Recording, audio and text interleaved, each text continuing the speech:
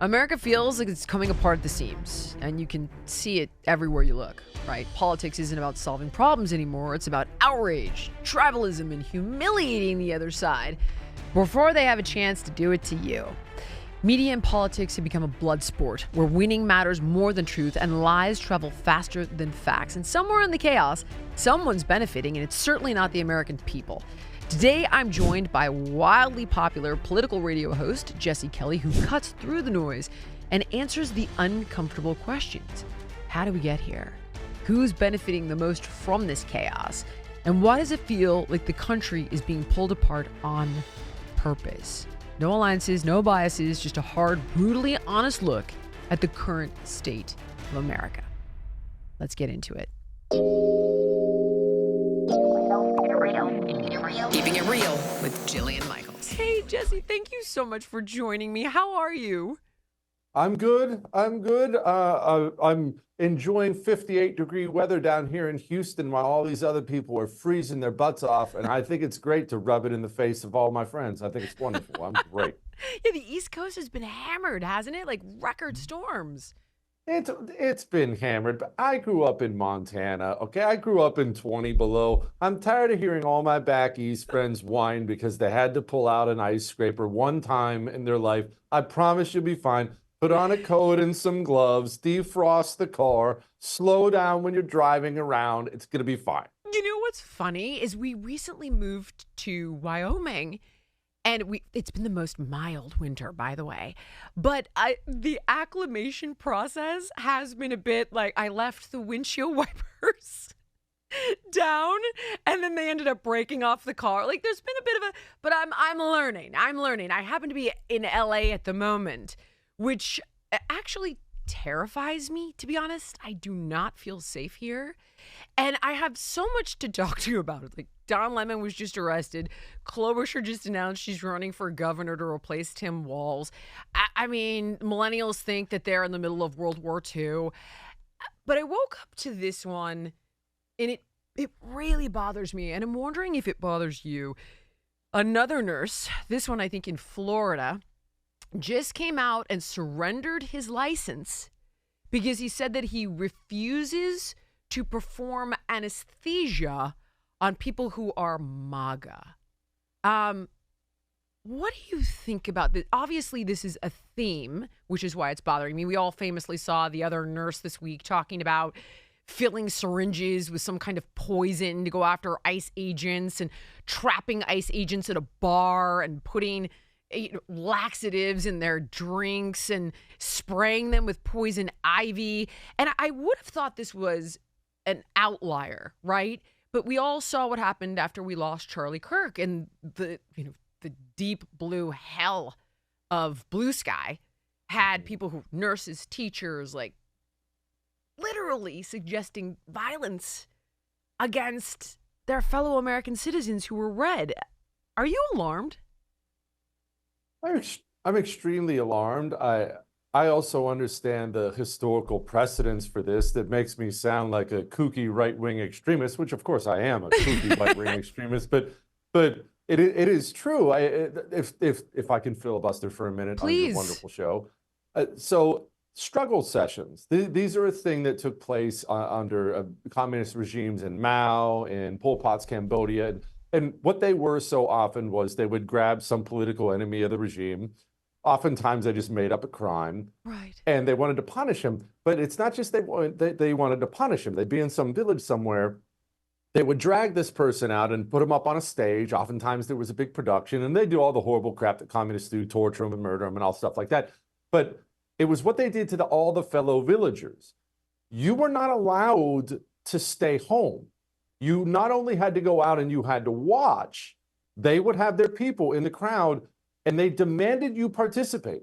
You had to cheer when they were pulling his fingernails out. You had to participate. Neutrality was not an option. I had a conversation with my sister, actually 5 minutes before I just got onto the show. I'm talking to my sister. She's up in Montana. She lives in Bozeman, Montana, where I graduated high school, barely. But they're doing some stupid ice out thing nationwide. Businesses are supposed to close to protest. My kids' friends ice, aren't whatever. going to school today. Yeah. Of course. So what alarmed her was the businesses are basically being strong-armed by the local communists in the area if they're staying open. Why aren't you participating? Why the businesses just want to stay neutral? Hey, I just want to sell socks, some eggs, or something like that. No. Neutrality is not an option. We have this new generation of nurses, lawyers, judges, people at critically important places in our society who they're not just quietly a Democrat, which that's totally fine. They're not just quietly vote left, whatever, that's you do what you do. They are trained to be active participants in some sort of cultural revolution. Yes. And they believe whatever position they have in life, whether they're the public librarian or a nurse or whatever, that they have to use that position to fight as a soldier for the revolution. And normal people who don't think like this don't even know don't even know what to make of any of this stuff. And when you don't understand the historical concept of how that works and why they do that, it really freaks normal people out. I just want to go get a checkup. Why is my nurse injecting arsenic into my veins? People don't understand. And I sympathize. I feel terrible for normal people who just want to live a normal life around these savages. Are you experiencing any of it personally? I'm starting to experience it personally at my kids' school, when I go to fly. I'm starting to, and it's making me a little bit paranoid, which I truly hate. But are you seeing it in your own life? Somewhat. But what we've done is similar to you moving to Wyoming. Yes. A few years ago, because I lived for 1 year in Washington, D.C., it's a long story, but I lived in 1 year in Washington, D.C., surrounded by all these dirt balls. And we just didn't want to live there anymore because everyone's so freaking rude. No one says yes, ma'am, or no, sir. No one holds the door open for people. And we said, you know what? We're going to red America. And it wasn't even necessarily just about politics. I just wanted to go to a place where they said, yes, sir. You know, where people would hold the door, was please and thank you. Yeah. So we moved to Red, Texas. And then we've moved to one of the reddest parts of Red, Texas. And, you know, I want to encourage everybody watching this thing. It is a better life if you can. I know a lot of people can't with jobs and family and schools and things like that. I totally get that. Totally get that. But it is your day-to-day interactions, buying a cup of coffee. I just got a cup of coffee on the way here. And instead of being snarled at by some pink-haired freak barista cussing me out with her Che Guevara shirt on, it was the most pleasant young lady wearing a Jesus Loves You shirt, talking to me about how much she's looking forward to the weekend. Like, she wouldn't shut up. I just wanted to be left alone. She wouldn't shut up. She was so freaking pleasant. It's so much better in the different places where you surround yourself with people who share your values, that the little parts of life make life better. It's not just the taxes that make it better. Your day-to-day interactions are better. I hate to admit that I completely now agree with you. And I am the kind of person that, let's say a blue-haired barista got in a car accident outside, I would actually be one of the first into the fray, calling 911, trying to be helpful. And what I would hope out of that interaction is that this individual is like, oh, that's Jillian Michaels, she's MAGA, or even though I'm a self-professed moderate. Having said that, I would hope that it's like, see, we're all people. Like, we're all here to help each other. We're in this together. There are absolutely bad guys that are going after all of us. And that would be like big ag, big food, big pharma, big insurance. Not each other.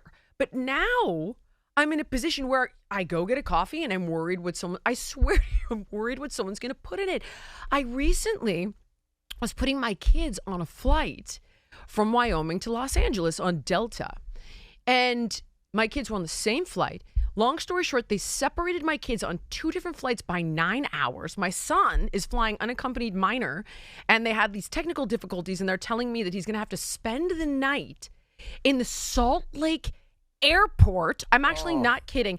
And I'm looking at the flights, and I'm like, you're lying to me. Like, I can see there's flights available that they can go on the same flight. I'm like, you're absolutely lying to me, and now you're fucking with my kids. And I'm thinking, this is not possible. Like, this is not a normal interaction. And then the woman, I said, can I get your name? And she called security on me. Now, of course, I did nothing wrong, or it would be all over the cover of TMZ. But I thought, like, okay, this is, you know who I am, and this is personal. And it has to be. There's no universe where that's normal. I'm afraid. Dave Rubin was going for a colonoscopy recently, and he's like, "Have you done one?" And I was like, "Well, outside of the fact that I don't really want a stranger putting a hose in my rear end, I found workarounds like Cologuard. This is terrible advice coming from a health expert. Go get your colonoscopies, but it's like I don't trust anymore outside of like my handful of doctors having a medical professional in a blue city give me a colonoscopy, put me under anesthesia. I'm losing my shit. Do you think I'm losing my shit, or do you think you don't? No, I think you're aware, and I think that there is a certain heaviness that comes with the awareness of what's happening. That there are these people, and I don't wish I was one, but there are these people. I refer to them as normies, and keep in mind, I mean that to be as the most insulting thing humanly possible. They just don't care about politics. They don't pay any attention to what's going on in culture or politics or law. And, obviously I have nothing against sports. I'm a red-blooded American male, but they just want to watch football and then go to the game and have a couple beers. Yeah. And if you even bring up the news or something to them, it's like you're bringing Ebola virus in front of them. Like, couldn't possibly want it any less.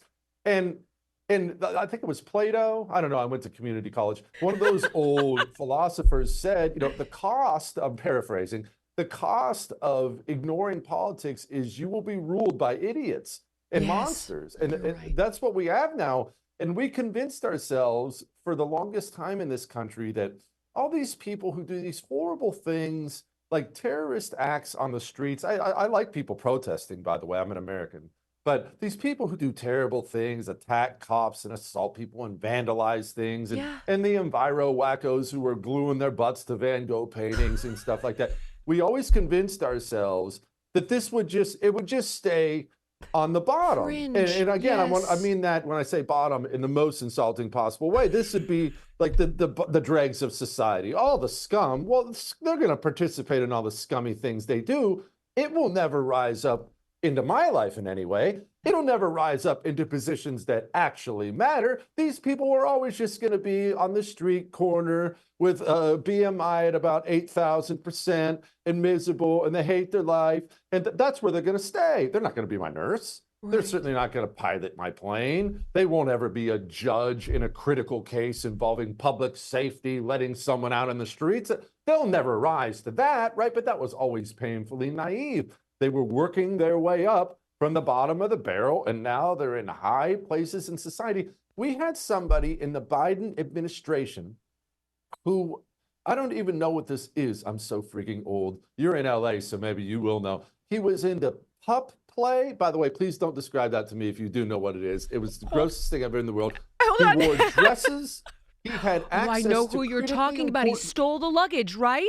Yes. The guy who had to get fired because he was stealing people's luggage. Yes. He wasn't an intern in the Biden administration. Yep. He had a critically important role. And these people have risen into high society. We look around now and we're like, what? That guy should be back on the corner somewhere. I don't get it. It's essentially a furry pup play. Is you asked for it. Is a form of consensual adult role play where a person takes on the mindset or behavior of a dog and another person takes on the role of a handler. Oh, gosh. Okay. I just want it to be. I just want it to be 1995 again. I do too. Oh my gosh, Jesse. That's all. I was talking to my kids, and I was like, the last year that I remember feeling, and clearly I was behind the eight ball because everybody like yourself tells me it goes way farther back, but I felt normal in 2018. 2019 is when I felt the world unglue with you could be, it started with healthy at any size, that whole thing. And then COVID happened. But, you talk about these communist revolutions throughout history. And what we're seeing I think they're honestly, they seem to be millennials, less Zoomers. Zoomers are like black-pilled, nihilistic, hate both sides. But these millennials, Renee Good, Alex Preddy, they were 37. You're seeing white mostly white millennials who think that they are soldiers in World War II. Have you seen the clip of Tim Walz talking about Anne Frank? Have you seen this? We have got children in Minnesota hiding in their houses, afraid to go outside. Many of us grew up reading that story of Anne Frank. Somebody's going to write that children's story about Minnesota. That's what gets these people, Jillian, is all of us are susceptible to what goes into our eyes and ears, as everybody knows. I mean, you have to monitor that. What goes into your eyes and ears is going to help form your heart, right? If you are one of these people, and let's say you have some sort of drug addiction, including all these prescription meds, right? You're popping SSRIs out of a Pez dispenser all day long. Maybe you're from a broken home. Maybe you're just in some way you're broken, right? So already you're going to be more susceptible to what you see. Now, take someone who's already broken, miserable, and then add in the phone culture where all day long, I'm not one of these old guys criticizing your cell phone, but all day long you're on one of these lib websites consuming every politician. It's Nazis, it's Hitler, it's Himmler, it's Nazi, Hitler. All day long, and this stuff ends up programming your mind, and finally you drive and drop your kid off at daycare and plow your car into an ICE officer. You're kicking out taillights. You're screaming at people. It's a result of language. Language leads to mindset, and mindset leads to performance. Over and over and over and over and over again, I drill this into my kids and everyone I know. Language matters because it changes your mindset, and where your mind is, that's where you're going to go. And this endless rhetoric that is always aimed at these broken people, You're exactly right. They end up thinking they're soldiers. They do. And then for the normal person who doesn't want to be in a war, they don't even understand that. These people see themselves as the tip of the spear against Hitler Part 2. It's just absurd. But they're being encouraged. Like the lieutenant governor of Minnesota told citizens to, quote, put their body on the line, and they are. How about this one? Did you see the clip of Gavin Newsom talking about Bavino in a Nazi? Watch this, and then it was disproven. Gavin Newsom commented, I believe he was talking about one of your trench coats, but you take a listen and respond. Greg Bavino, dressed up. It's as if he literally went on eBay and purchased SS garb. Greg Bavino, secret police, private army, masked men, people disappearing quite literally, no due process. That coat looked like it wasn't something you could find on eBay, I'm just saying. That coat is definitely Border Patrol issue. I've had it over 25 years. I bought that as a young age in approximately 1999. 5, 6 years ago, I wore that very coat, the one that he's talking about, to Commissioner Chris Magnus's coronation there at Customs and Border Protection headquarters in Washington, D.C. Do me a favor, and our viewers will thank me for asking this, because we will, and we'll follow up on it tomorrow. Can you get us a picture of you in that coat at that ceremony? I believe I can do that. And he did. As promised, here is the coat, pictured at a Biden Department of Homeland Security ceremony in 2022. Jesse, he's wearing it at a Biden ceremony. He worked for Biden. Tom Homan worked for Obama. Do they not know history, or are they like? They know. People, good people, decent people, they really have a very difficult time understanding how much the communist is always trying to lie. It's not that they're okay with lying. It's not that they're okay with some hypocrisy, because the entire thing is aimed at destroying everything wonderful. Beauty, you just mentioned the, healthy at any size. That was meant to destroy beauty. That was meant to destroy beauty. I'm walking in the mall with my kids, and the Victoria's Secret store has a woman in lingerie on the front of it that looks like she could play left tackle for the Baltimore Ravens. But what is that actually about? But you can't sell that to anybody. No. You can't sell destroying things. Right. So you just understand you have to lie about everything at all times. There are two things, there are many, many things, but there are two things I could bring up right now that almost every Democrat watching or listening absolutely believes. They believe that Donald Trump told people during COVID to inject themselves with bleach, and they think he called Nazis very fine people. Now, the reason I brought up those two things are every single human being watching and listening has a cell phone probably in their hands at the moment. And what Donald Trump actually said is not that, and it's on video. It would take, if you have cell reception, it would take 5 seconds to find the truth. You could look at it right now if you wanted to.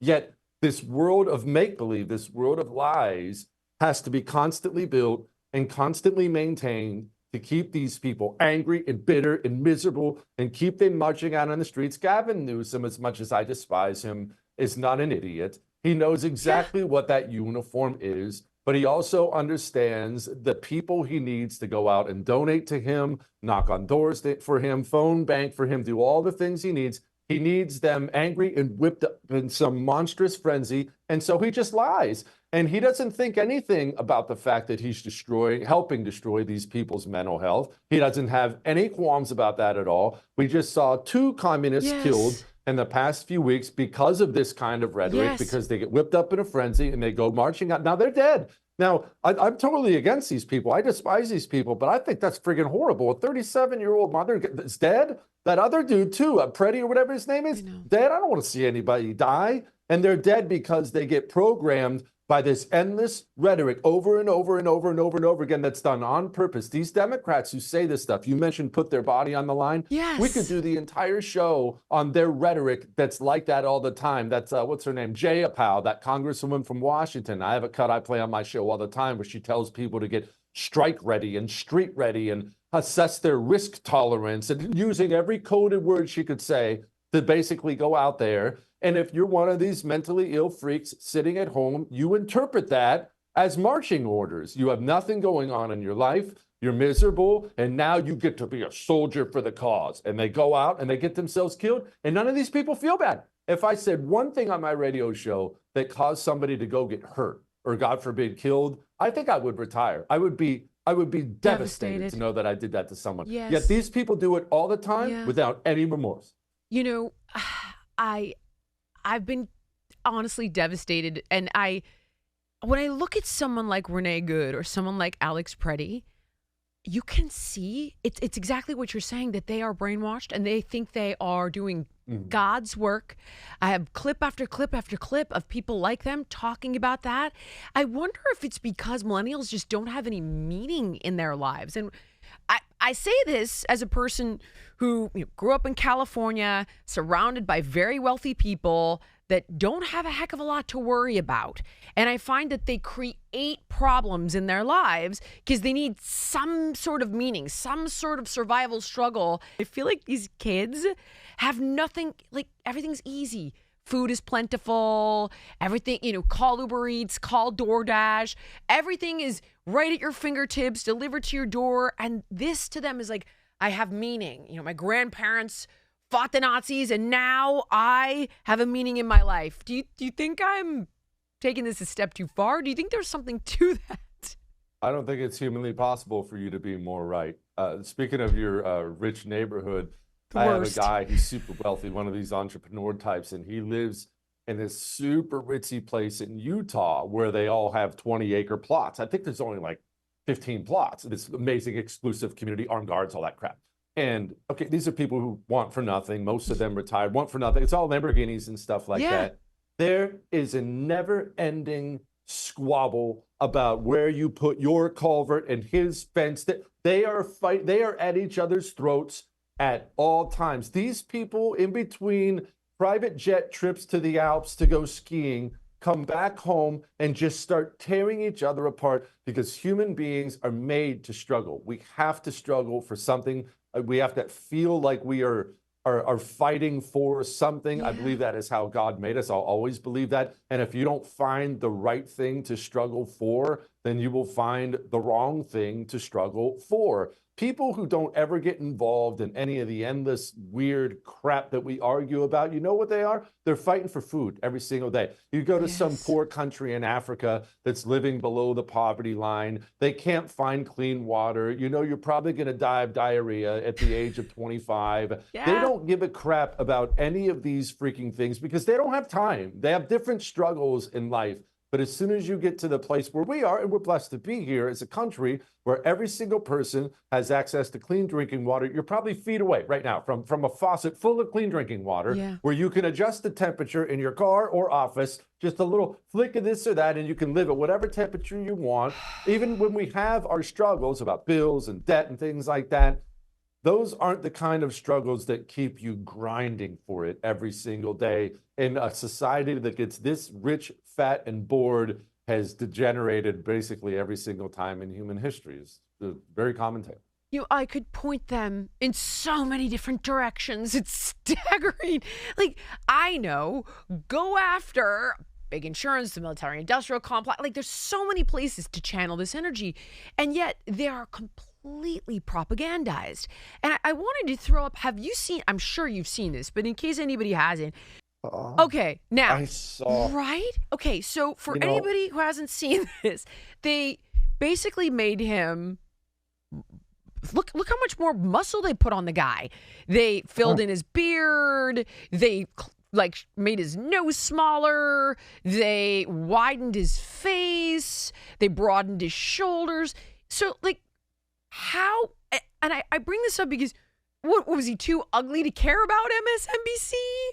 Like, the fact that I got one more for you. I just read an article because in case Americans are not sympathetic to other people, all of us love dogs, right? I just read an article about how ICE is leaving dogs behind that belong to undocumented immigrants so that all the dog lovers will be like, these animals are abandoning the dogs. The propaganda is insane.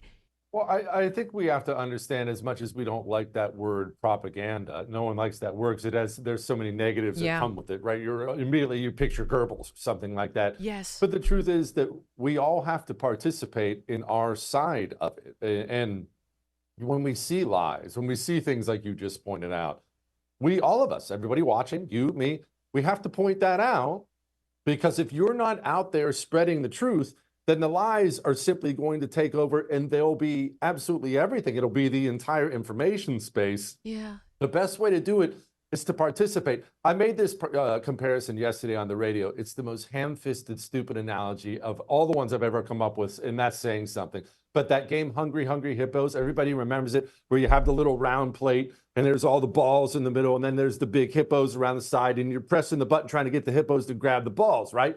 Well, that's really what we're all involved in. And the balls are the people in our society. And what's happening is they are competing to grab those people with lies and pull them in, grab them in, lie about everything all the time, grab them in. And human beings generally don't want to change their mind once they've settled on something. We can't afford not to play. You have to sit down and you have to try to grab them too. You can sit and complain at them. You can call communists liars or hypocrites. But as I already pointed out, that would be like telling a basketball player he jumps really high. It's a compliment. They're trying to lie. And of course, they know they're hypocrites. They don't care about that. That doesn't move them. The only way to counter this is to counter it with the truth. The light shines in the darkness, and the darkness does not overcome it. We have to be the light. Is there any point over the past year that you have felt like ICE went too far? When I hear something crazy, they pepper sprayed a kid at a high school, they've zip-tied children, they detained a 5-year-old, I immediately actually go to the computer. And I'm like, hold on, let me look, let me watch, let me see. And for me, there are moments where I'm like, okay, these guys are breaking. I would break too. Alex Preddy, I don't understand why they didn't put him in jail when they broke his rib in the previous altercation, taking him to the ground. But for you, do you think there are moments where these guys are snapping from all of this hatred and all of this pressure? Do you think there are moments where they've gone too far? No, they haven't gone near far enough. And God forbid if these people ever let me actually be in charge of something, it would be so much worse than what you're seeing right now. But the truth is that it's not only paid agitators. People, again, normies don't understand this, and I get that. This is a well-funded campaign. I forget the name of the group, but I know Arabella Advisors. It's one of these. Are you talking about the Neville Roy Singham group? I actually have this. There's 3 different groups I want to show you. You know what, Jesse? You've cued me to call up my O'Reilly clip on this matter, actually. Here's the most important part of this whole thing, unreported, okay? There is a man in Shanghai, China, an American citizen. His name is Neville Roy Singham. He works with the Beijing government. He is funneling millions of dollars into the United States of America through 501s like Party for Socialism and Liberation, Democratic Socialists of America, Minnesota Immigration Rights Action Committee. There he is, okay? Connecticut-born, 71 years old, billionaire tech guy. He is funneling money here to these radical organizations who are then agitating professional people, communists mostly, because Singham's a communist, all right, to go in and foster rebellion. That's what you're talking about, right? Is that one of them? It's not just that, it's who they're targeting. That's 100% right. It's exactly what I was talking about. They actually have a very specific target because elections in this country are won on the margins. I know exactly where they're targeting. Saw this information came out. I forget whose reporting it was, and forgive me for that because I like to give people credit. But they're targeting 11 million women, 11 million married women, I believe it was. That is why you are watching mostly women break on Instagram and things like that. They identified this. They did, by the way, this is not some fly-by-night throwing darts at a dartboard thing. They did all kinds of psychological studies and things like that, trying to figure out how they can use video imaging, who they should go after, and what they came up with was a plan. And the plan was, when it comes to things like mass deportations, they believe that they can turn the hearts and minds of 11 million women.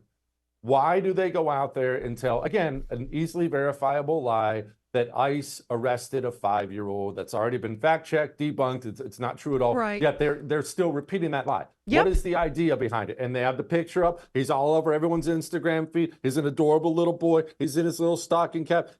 What is the idea? The idea is to shift 11 million women over to the left on this issue alone. They know they're not going to get you. To be frank, they're not going to get anybody who's watching this right now. But that's not necessarily the target of it. And they're not trying to get everyone. They would take everyone. They don't need everyone, though. They just need a little here and a little there. Just shave off a little margin here and shave off a little margin there. It's designed for people with good hearts.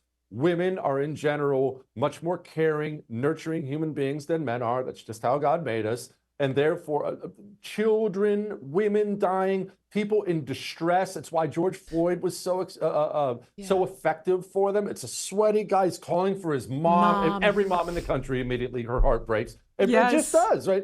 Yes. Mom, it is a targeted thing. And it's targeted. It is a very professional operation, to be honest with you. It's essentially a psychological operation designed for a very specific group of people. And it will have some success. I'm not saying they're winning, but they are going to have successes. And you're going to watch people in your life fall to that. And it's going to be very frustrating, but propaganda is propaganda because it works. All right, everyone. As we kick off 2026, I'm all about bold action. Taking that idea that you've been nurturing and turning it into a reality. So whether it's launching your own fitness apparel line or your wellness supplements or just a passion project, don't let it gather dust. This is your year to build something epic. And with a tool like Shopify, there are just no excuses. They give you everything you need to sell online and in person. Hundreds of stunning customizable templates to match your brand, built-in AI tools that write killer product descriptions, generate headlines, and even edit photos in seconds. Marketing's seamless. You can create emails and social campaigns that meet customers where they scroll. And as you scale, Shopify grows with you, handling more orders, new markets, all from one intuitive dashboard. Millions of entrepreneurs, from breakout brands to solo creators, have made the leap. And I know the power of owning your own vision. I've done it. I have a business that uses Shopify called Alaya Naturals, and it's been a game changer for us. So get started today and make this your breakthrough year. In 2026, stop waiting and start selling with Shopify. So sign up for your $1 per month trial and start selling today at shopify.com/Jillian. Just go to shopify.com/Jillian. That's shopify.com/Jillian and hear your first this new year with Shopify by your side. Let's level with each other. I'm guessing for a lot of you, the math is not adding up lately. Between the grocery store and those skyrocketing insurance premiums, even with a steady job, more families are being forced to rely on high-interest credit cards to cover expenses. If you're a homeowner caught in that cycle, carrying balances with interest rates in the 20s or even the 30s, relief is available. Right now, mortgage rates are at a 3-year low, and my friends at American Financing are helping homeowners pay off that high-interest debt at rates in the low 5s. Their salary-based mortgage consultants don't just push loans, they build exit strategies from debt. And on average, they're saving their customers $800 a month. Plus, if you start today, you may even delay the next 2 mortgage payments. There are no upfront fees or obligations to find out how much you can save.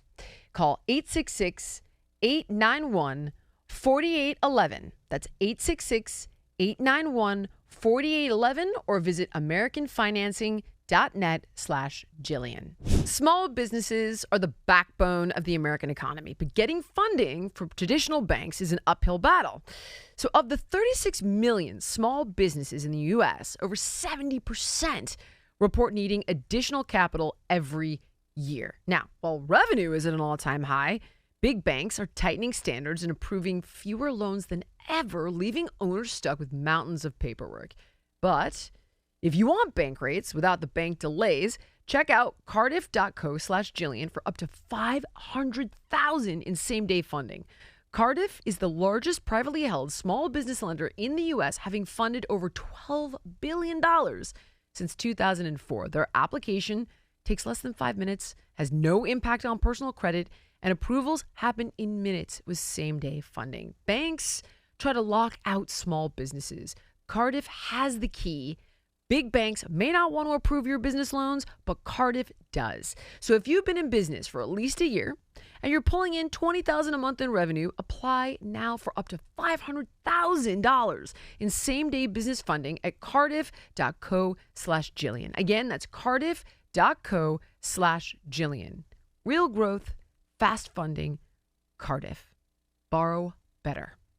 You know, they are linking now, though, all of this propaganda and these signal chats back to people who work in the government in Minneapolis. I've got another one for you. I hadn't even heard of this group. It's called Defend 612. I should have looked this up. My guess is 612 might be some sort of like Minneapolis area code. I'm not totally sure. But I got another one. Take a look at this one. Dan Engelhardt of the Park Board has a project called Defend 612. So I went to look him up, but when you hit the Minneapolis Parks website, for some reason you get this giant warning saying if you encounter ICE, report it immediately to Minneapolis Parks. I'm sorry, in what world is this okay? And it goes higher than the Parks Department, by the way. It goes to the president of the city council. He's next. Commissioner Engelhardt is the one and the ringleader behind Defend 612. We finally know. Here he is. There you go. I have also found one of the leaders of Defend 612 is none other than Elliot Payne, the president of the Minneapolis City Council. Elliot Payne is the council president. Here he is with State Senator Doran Clark of the DFL, which I think at this point almost should be considered a terrorist organization. So a sitting state senator is supporting a militant organization like Defend 612, which is putting citizens in harm's way. Good job, Doran Clark. Good freaking job. And if you still don't believe me, they have lists of 2,900 plates of ICE agents, pictures of vehicles, and they've tracked them like 15 there, 19 there, all over the state of Minnesota. Do you not think there is something unhinged about this group? So, Jesse, it's beyond just like foreign actors. It's politicians. And now I believe that the Department of Justice just issued subpoenas to Governor Walz, Mayor Jacob Fry, the St. Paul mayor, I can't pronounce her name, so I won't bother trying, and others in connection with a federal investigation into alleged obstruction of federal immigration officers. How is this? I mean, I guess it's not, but this should be illegal. This should be jail time. If you are an elected official who's essentially inciting an insurrection. Well, here's how it actually works. We'll use the mafia, for example. Okay. What is the actual strength of the Gambino family in New York City? If we go back to their heyday, it's not as much that now, but if we go back to their heyday, what was the actual strength? Is it Tony and Vinny the Nose willing to shoot someone in the back of the head?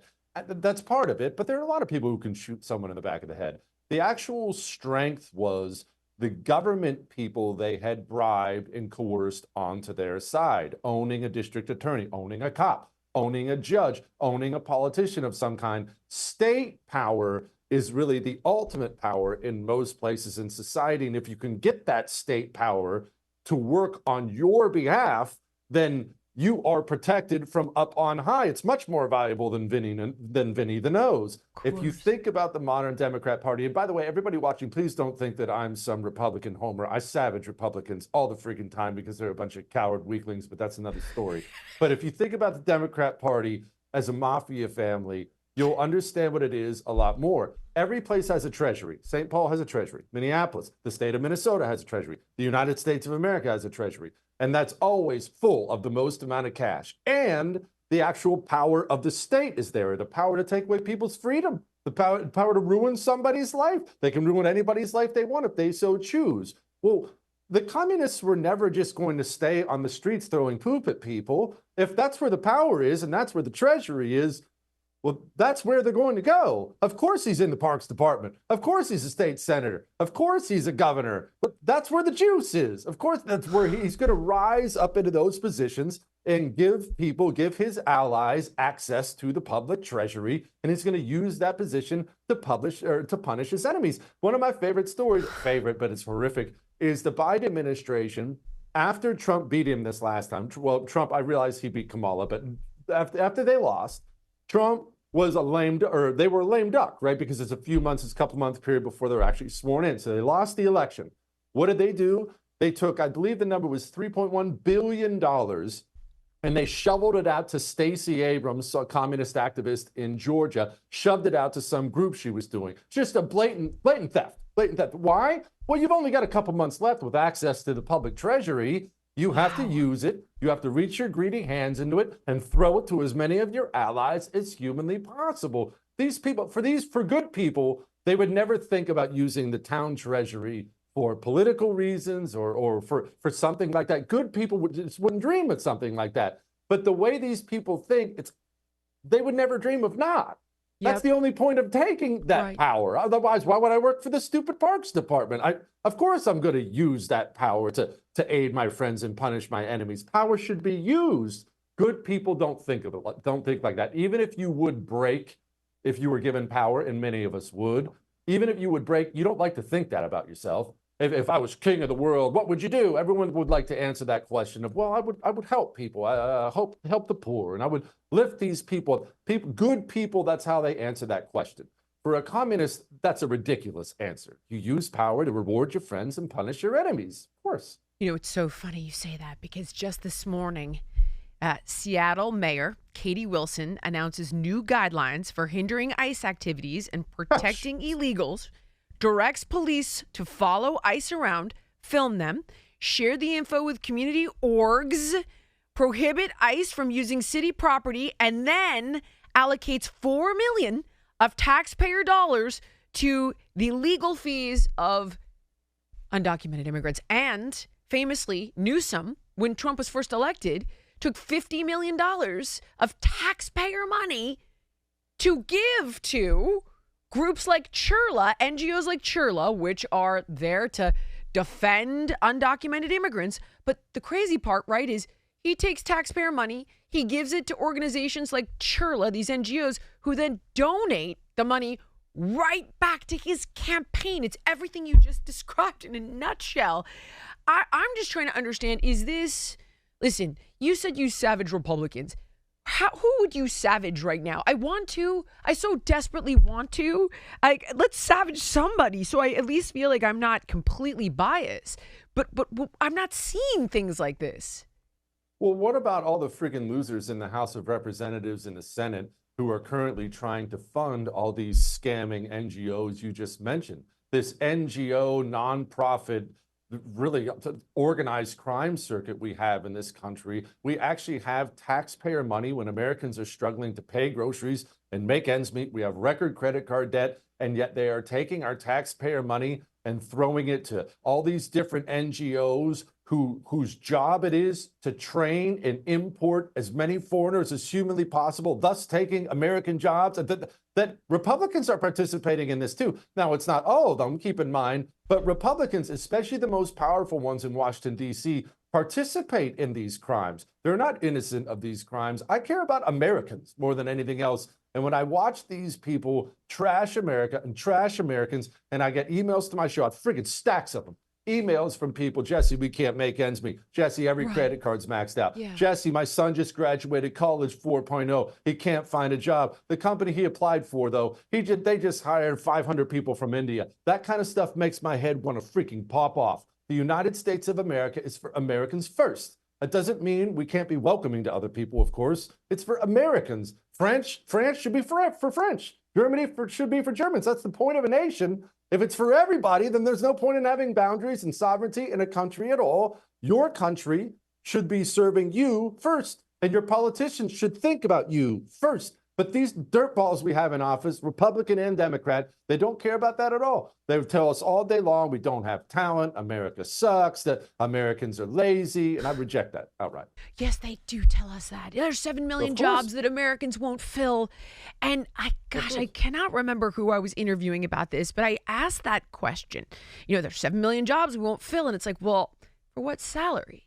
There was recently something I looked up, and in California, documented or American citizens or documented people who came here legally get $32 an hour on average, whereas somebody who is here illegally creates a shadow economy. They're getting paid $18 an hour. And of course, they don't pay income taxes. So as much as people love to, I've had so many of my liberal friends who are like, there's a study and people who are here illegally, they've paid $96 billion. I'm like, yeah, but if you do the net numbers, it shows that they cost the system $150 billion a year. So you got a net loss of $54 billion drain on the system. And why don't we force people to do E-Verify? There's a bill right now that's bipartisan called the Dignity Bill, and it gives a path to citizenship for dreamers. It gives a path to legal status for people who've committed no crime, are not living off federal assistance, who've been in the country 5 years, who are working or will sign up for the military, legal status for 7 years. They have a $7,000 fine.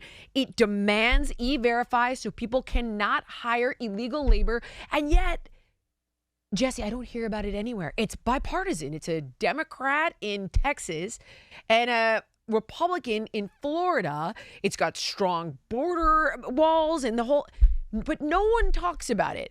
Why? Is it because both sides just want this political football? No, it's because that bill sucks. Does it suck? Really? I've been loving it. Tell me why it sucks. Oh my God, I thought it was like God's gift as a solution to this. No, it sounds good. It's one of those things that sounds good, but here's how it ends up working in practice. The enforceable parts of the law, well, they don't actually get enforced by Democrats, meaning that, like a bill like that, here's what it always does. They'll call it bipartisan because it'll build a border wall. It'll build 100 miles of border wall. Well, then Joe Biden took over the presidency. There was all kinds of border wall mandated by law, and they just broke the law.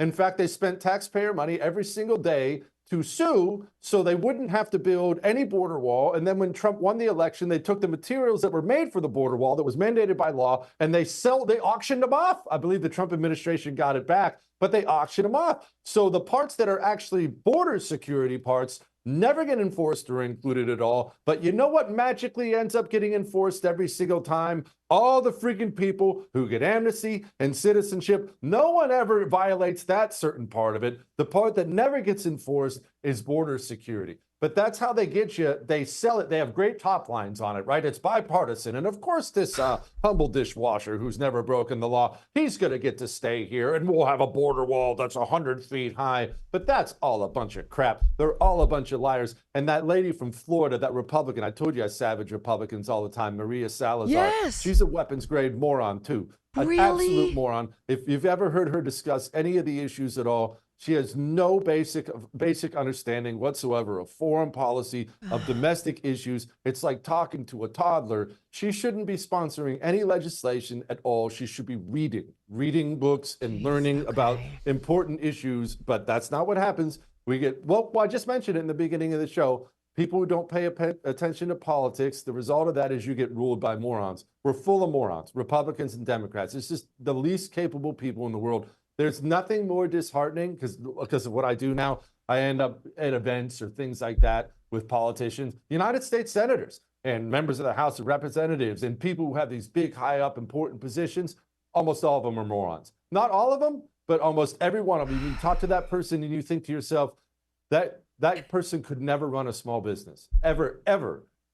Just the books and how hard it is to manage a small business. That person couldn't run a small business, and every single day they make decisions to try to manage a country of 300 million people, complete and utter morons, all of them. You know, I want to show you, that's so disappointing. I actually felt that maybe there was some hope there because I thought, well, it seems like everybody's kind of getting what they want and it goes after the bad guys and it demands cooperation from blue cities and it was bipartisan. You wrecked my dream on that one. Sorry, Jillian. It's I'm sorry. It's okay. I'll be fine. Just a little fragile today. I want to get your opinion on this one. Why, right? Why do the Dems want to not put up the border wall? We've all famously seen now the video of Hillary Clinton when she was in the Senate advocating for a border wall. We've all seen Bill Clinton and Barack Obama and Nancy Pelosi and Chuck Schumer talking about how we have to protect the American worker, we have to enforce our immigration laws, we've got to build a border wall, we've got to deport people at record numbers. And yet, all of a sudden, there's been a total 180. And the top theory on this is gaming the apportionment map. Take a look at this. This clip went viral. This is a kid named Jeff Mead, real smart kid. Look at this above my head. This is the 2030 apportionment forecast, which will be based off the 2030 census. So this is predicting if states will increase in electoral votes, decrease in electoral votes, or stay the same. If you pay attention, every single state that's decreasing in electoral votes is blue. Essentially, every state that's green is either red or trending red. You can argue or debate about Georgia, but my overall point still stands. This is terrifying for Democrats, and I'll explain why. This is also likely why Joe Biden let in millions upon millions of illegal immigrants and why we've seen Democrats fighting us so hard to enforce our immigration laws and deport these illegal immigrants. Now, I fact-checked this, actually. Grok did a little fact-check for me. So here's what it says. Here's a concise report on the 2030 EV apportionment forecasts from the video we just watched, based on sources like Brennan Center and Census Project. Key statements. Blue states losing EVs, red trending, blah, blah, blah. Okay, GOP baseline. So projected changes. These are the projected changes. Florida will gain 4 seats. Texas will gain 4 seats. North Carolina will gain 1 seat, all red states. California will lose 4 seats. New York will lose 2. Illinois will lose 1. Minnesota will lose 1. Oregon lose 1. Pennsylvania, Rhode Island, Wisconsin all lose 1. So there's no question that it's a concern. And famously, California's had an out-migration of like 1.5 million American citizens, but an influx of roughly, I think, 1 million people who are undocumented. And Newsom went on Sean Ryan. And he's like, it's a lie. We've had more people come into California. It's like, yeah, but they're illegal. And of course, the census counts everybody. You don't have to be a citizen. You don't have to be here legally. So overarching theme here is that the Democrats want to game the apportionment map to control Congress and to have more votes in the Electoral College. Do you think there's truth to this, or do you think this is like a QAnon conspiracy theory? It's actually so much worse than that. Now, it's not only true, Democrats are on camera. Every now and then you'll get one of them. I just mentioned how dumb they are. Every now and then you'll get one of them who will just sit down on camera and they'll flat out tell you that it was a lady, I forget her freaking name. She was a congresswoman, I believe, from New York. She sat down on camera and flat out said, I need all these illegals in my district because that's how I keep my seat. She has to have them. They'll come out and tell you this. It's a simple, it's math to them. It's simple recruitment. In fact, I've warned people, the communists who hate listen to my show and hate watch my show. I've warned them, look, you can hate me all you want, but you understand that you're being left behind too. You have these videos of, for instance, black people in Chicago screaming at Brandon Johnson. Why are they screaming at Brandon Johnson? Because Brandon Johnson, when he gets a new influx of foreigners into his city, he stuffs them into the poor neighborhoods. What are the poor neighborhoods? In general, they're the black neighborhoods. Well, these black people are Americans. They don't want their rec centers full of foreigners. They don't want their schools full of foreigners. They want safe streets and safe everything like everyone else. And they're screaming at them. And you can tell the sense of betrayal they feel. Well, I still don't think they fully digest. Anybody on the Democrat coalition, the domestic coalition, fully has digested what has happened. You're all being left behind. Every single part of the Democrat coalition domestically has been left behind. And it's a simple matter of numbers and affordability, to be frank. If I'm a Democrat politician and I care nothing for the United States of America or anything else, if all I care about is my power, well, if I have these different parts, the feminist coalition and the fake civil rights and all the enviro nut jobs and all that stuff, well, I'll placate them as much as I have to, but it's a lot of work. I have to pass legislation. I have to go out. I have to talk to them, especially when it comes to like the black population. There's nothing more hilarious than watching Democrats humiliate themselves trying to pander to black people. From Gavin Newsom telling them that he plays b-ball. Oh, I know, it's the best. I was eating mac and cheese and playing b-ball. He actually said that on camera. I about died laughing. Pete Buttigieg, who's polling at 0 in the black community for some reason, he was drinking a 40 on camera out of a brown paper bag with a couple black dudes trying to burst his. Anyway, beyond that, they don't want to keep going through these humiliation rituals. You know who you don't have to do that for? The 100,000 people you just brought in from Somalia. You give them a place to eat. You give them a couple welfare checks. You give them access to the state treasury. Commit all the fraud you want. Just give them a couple little pieces, a couple little breadcrumbs. They're no trouble at all. I don't have to show up and talk about the hot sauce in my purse. I've brought in a whole new crop of voters. I don't have to mess with any of these domestic freaks who make my life miserable anymore. I've got the new pretty girl in town. She's 50 million new foreigners. They're going to vote Democrat, and their 8,000 kids, they're all going to vote Democrat the rest of their lives as American citizens because of our bonkers law in this country, which says you're an American citizen if you skip across the border and have a baby here.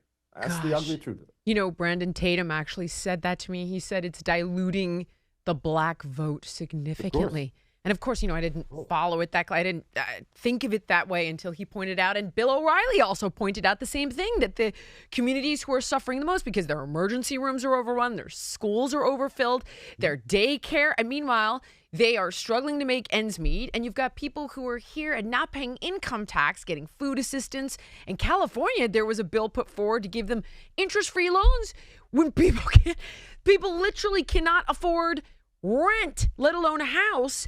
And there was a study, I think, that came out of HUD that said, I think 2/3 of rentals now are going to people who are undocumented. So they're literally being priced out of their own neighborhood, you know, and then we love this racial narrative, which kills me, despite the fact that I think so many of these ICE officers are of color, and it's hurting people of color disproportionately. Like, this doesn't hurt me. I sometimes want to just turn around and be like, hey, I'm the person that isn't affected by this. I'm the one that gets the cheap labor.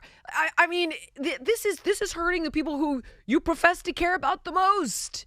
I can put my kids in a private school. I can hire a nanny. I can hire a driver.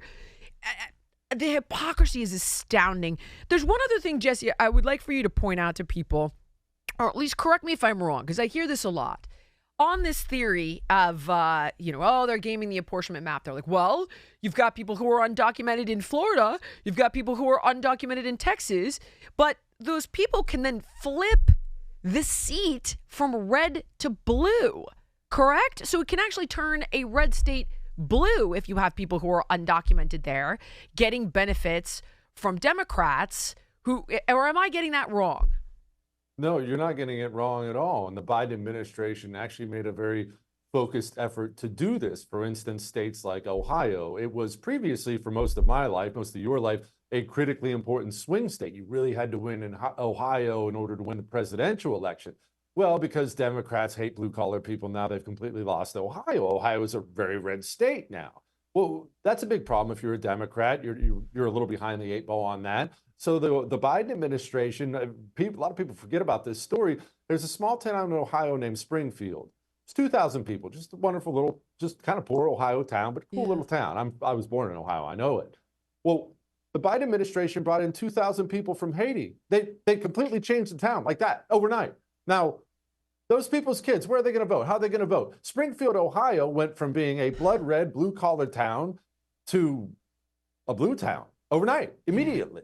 Now, the good news is in the red states in the country, in the red areas, which is part of the reason everyone's moving there, this is how immigration enforcement really needs to work. When local law enforcement, sheriffs and police departments encounter someone who's in the country illegally, you just take them down to jail. It's very safe. And then you call up ICE, and ICE shows up, and they take them away, and they deport them. That's you make contact with law enforcement. Okay, you're here. You're breaking the law. Immediately, you're gone. The reason it's getting bad in blue places is they inform their police departments, their jails, to simply turn them loose. People don't know these stories. In New York City, for instance, they, knowing ICE was coming, took a bunch of violent foreigners and they just open up the jail doors. They said, get out before ICE gets here. They turned them loose on the population. Now you have women getting raped in the parks. You got all these stabbings, these horrible things happening. Democrats do this on purpose. It's not an accident. It's being done on purpose to you. It's awful. It drives me crazy. Jesse, I've kept you. I promised I would only keep you for an hour. This was light. Will you please come back? Of course, I love you. I'll be because back. you have such an exceptional take and an insight into all of this that's just invaluable for the audience. Where can people watch you, listen to you, get more things, Jesse Kelly?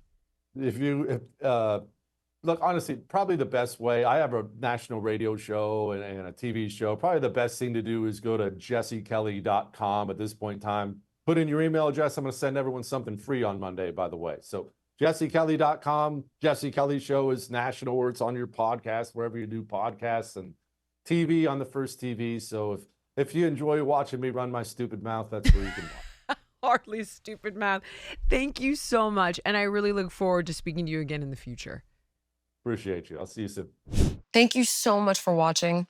If you enjoyed the podcast, please like, comment, subscribe, and share. And make sure to let me know what guests you want to see on in the future.